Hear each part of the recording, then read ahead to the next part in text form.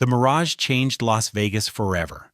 When it opened in 1998, it was the most expensive resort ever built at $630 million. It started the mega-resort boom. It brought Siegfried and Roy. It created the modern Strip. But on July 17, 2024, the Mirage closed its doors forever. After 34 years, the iconic volcano went dark. The property that Steve Wynn built, that MGM bought for $4.4 billion in 2000, was sold to Hard Rock International for just $1.08 billion. Now Hard Rock is spending another $1 billion plus to completely gut it and build a 700-foot guitar-shaped hotel.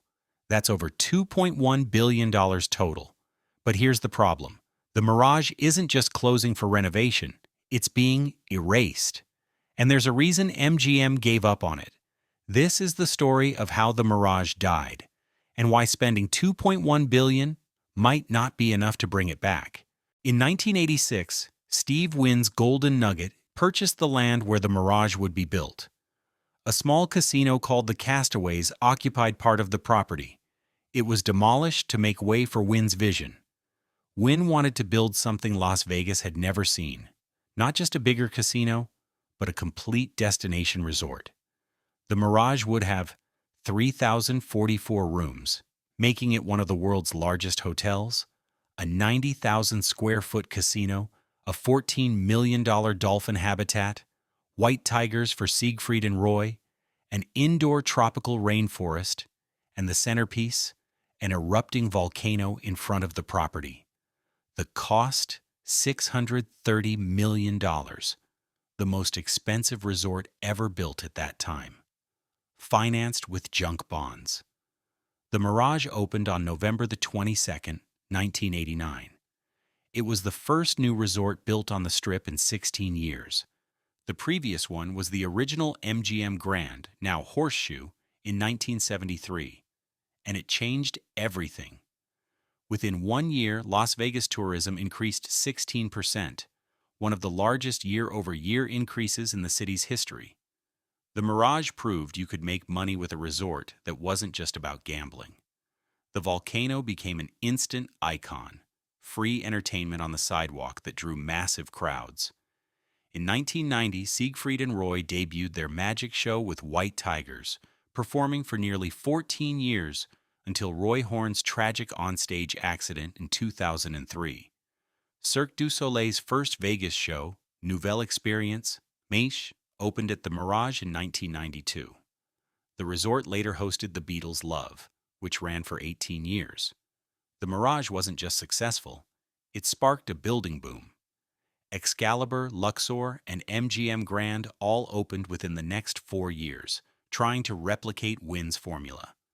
In May 2000, MGM Grand acquired Mirage Resorts, Steve Wynn's entire company, for $4.4 billion.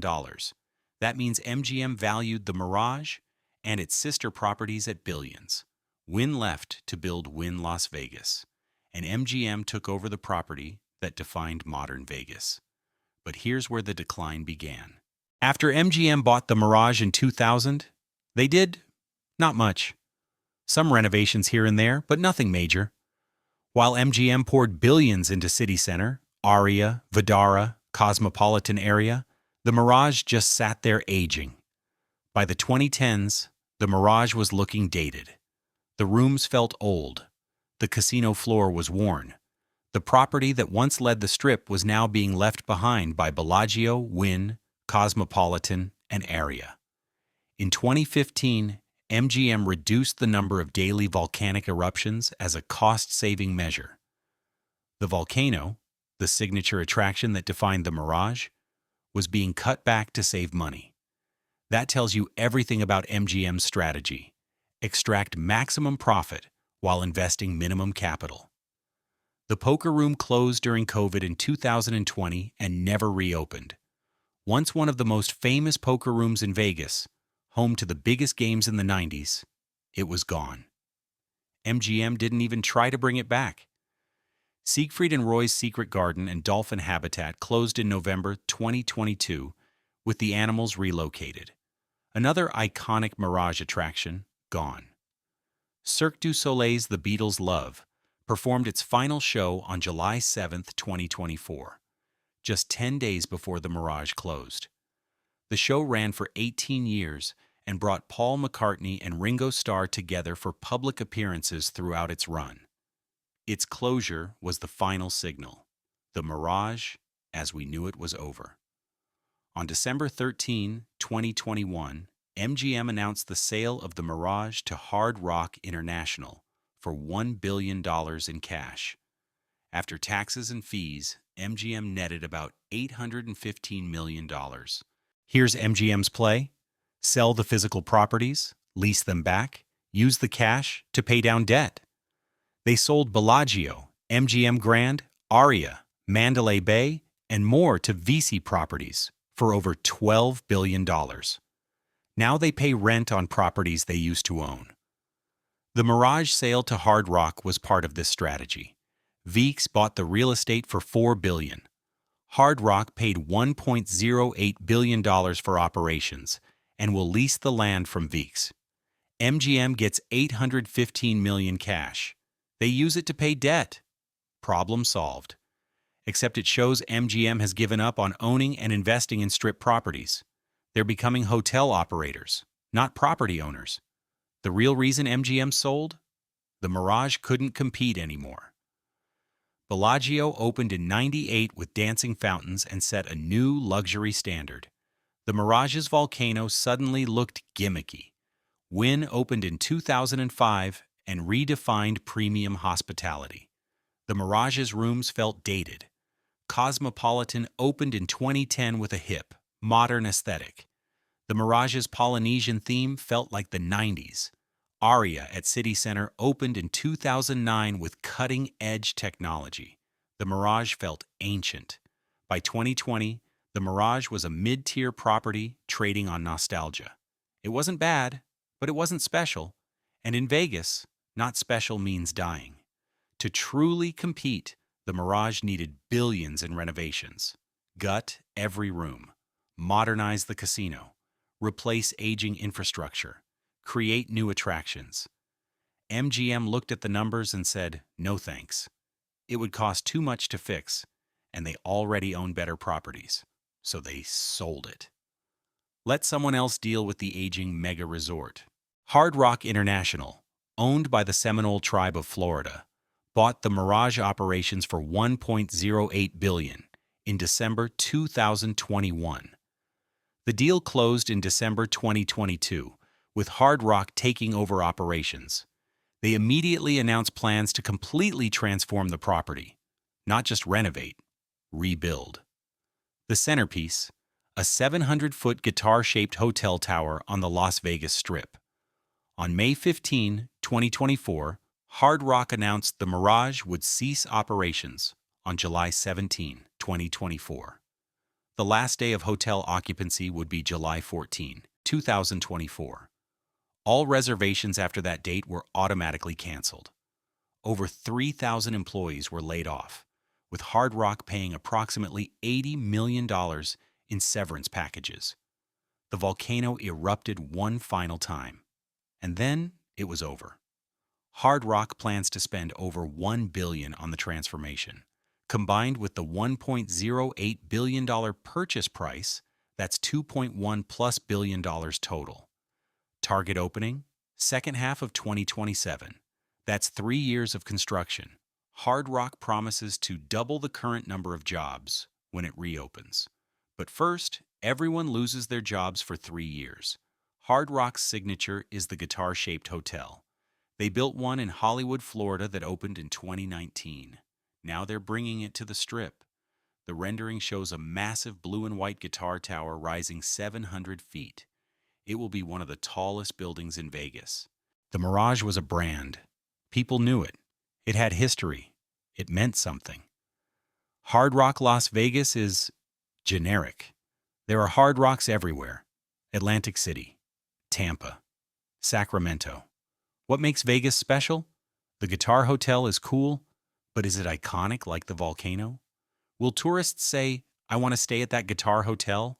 The way they said, "I want to see the volcano at the Mirage"? Hard Rock is betting that their brand can replace 34 years of Mirage legacy. That's a massive gamble. When the Mirage opened in '89, there were far fewer mega resorts on the Strip. Now, it's saturated. Wynn, Encore, Venetian, Palazzo, Cosmopolitan, Bellagio, Aria, Caesar's Palace, Paris, Link, Flamingo, Harrah's, Resorts World, all within walking distance of where the Mirage stood. What does Hard Rock offer that these properties don't? A guitar-shaped building is a gimmick, not a business model. Hard Rock is spending $2.1+ billion total. To justify that investment, they need to generate massive profits for years. But here's the math. MGM couldn't make the Mirage profitable enough to justify keeping it. They sold because the property wasn't worth renovating. So how is Hard Rock, spending even more money, going to succeed where MGM failed? They'd need to charge premium prices. But why would guests pay premium prices for Hard Rock when they can stay at Wynn or Bellagio for similar money? Hard Rock International is owned by the Seminole Tribe of Florida. This is their first major Strip property. Their previous Vegas location was off-Strip, east of the Strip. That property was sold to Richard Branson's Virgin Hotels in 2018 and became Virgin Hotels Las Vegas. Virgin Hotels is fine, not great. It's off-Strip, so it struggles. But it's operating. Hard Rock is betting they can do better on the Strip. But they have no track record here. And the Strip is brutally competitive. The Mirage pioneered the mega-resort concept, everything under one roof. Casino, hotel, restaurants, shops, entertainment, attractions. In '89, that was revolutionary. By 2020, it was standard. Every new property does this now. The Mirage's competitive advantage, being a mega resort, became meaningless when every property became a mega resort. The Polynesian theme seemed exotic in 1989. By the 2010s, it felt dated. The volcano was cool, but not enough to justify booking the property. Modern travelers want contemporary design, not tropical kitsch. Wynn figured this out. Sleek, elegant, timeless. The Cosmopolitan figured this out. Hip, modern, trendy. The Mirage clung to its theme too long, and when MGM finally tried to tone it down, the property lost its identity. The Mirage changed Las Vegas. It proved that mega resorts could work. It started a building boom that transformed the Strip. It created the blueprint that every casino company copied. Did you ever stay there? Do you think Hard Rock can succeed where MGM failed? Or is this just another overpriced Vegas project that'll struggle to compete? Let me know in the comments. And if you want more deep dives into Vegas properties, closures, and what's actually happening on the Strip, subscribe. Hit that notification bell, and I'll see you in the next video.